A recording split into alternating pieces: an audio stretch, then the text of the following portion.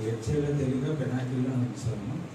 అప్పుడు కూడా తనకి దగ్గర ఒక 4 రోజులు ఉంది పెనాకిల్లో. సో అప్పుడు కూడా నాకు దేవుడు చాలా మేలు చేశాడు. తర్వాత కొంచెం పర్లేదంటే మళ్ళీ పెనాకిల్ తీసుకెళ్ళాము. మళ్ళీ సేమ్ ప్రాబ్లం. మళ్ళీ పాస్టర్ దగ్గరికి వచ్చి ప్రార్థన చేయించుకొని కేజీహెచ్కి వెళ్ళాము. సేమ్ అక్కడ కూడా ఒక 4 రోజులు 5 రోజులు ఉన్నాం. కొన్నిన తర్వాత వాళ్ళు కొంచెం పర్వాలేదు అన్నారు. తీసుకొచ్చి టాబ్లెట్లు వాడుతున్నాము. ఇంకా రాబోయే రోజుల్లో కూడా తను పూర్తిగా నయం అవ్వాలి. మనలాగా అందరిలాగా హార్ట్ కొంచెం బాగా ఉండేటట్టు ప్రార్థన చేయండి. అలాగే ఈ సంవత్సరం బాబు పుట్టినరోజు 11వ తేదీ,